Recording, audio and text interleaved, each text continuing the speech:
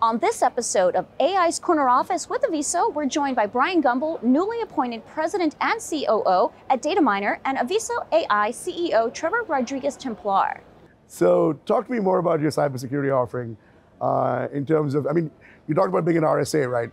Yeah. And as you know, I'm a math geek, so the Riemann hypothesis is the holy grail of mathematics around prime numbers, the zeta function with negative integers, etc.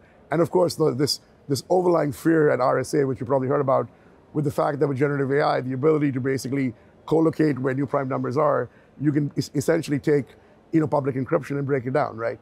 Public encryption, if you look at it, the encrypting key is 10 to the power 600, while the decrypting keys are 10 to the power 300 times twice, right? So talk to me about what you guys are coming out with it and how you're dealing with this excitement, but also I think fear in terms of the potential of generative AI, but also the impact it could potentially have on security and ancillary offerings, right? Yeah, so fundamentally, what we're going to be doing is taking the same guiding principles that have made us successful in the physical security world and early warning detection and doing the same thing in cyber. Now imagine us also combing the dark web and the deep facets of the world to be able to discover where the events are actually starting or risks and threats. And we've thought about this from a cyber perspective and broke it down into 4 categories. And the first is around digital risk and specifically around ransomware attacks.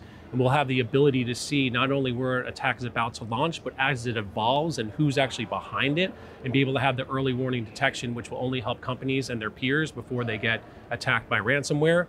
Next is third-party risk and helping organizations and partners also understand how they can prevent against DDoS attacks, fraud detection, website defacement, and those types of things.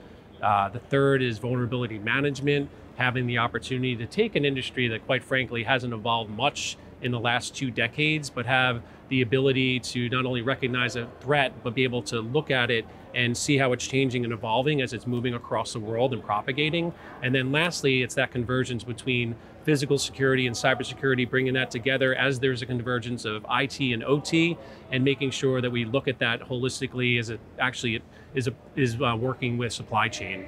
Oh, this is incredibly exciting. When I heard you were going to Dataminr and I was reading up to you guys, and then we spoke after that, and just in terms of the ability to be able to predict nationwide risk or nationwide change. Taking these models of yours and going to Saudi Arabia or looking at the impact of the Middle East and or oil prices or the financial markets moving, if you're able to actually predict where this risk is going to come from, it's just mind-boggling, right? So yeah, that's a good point, Trevor. Thanks.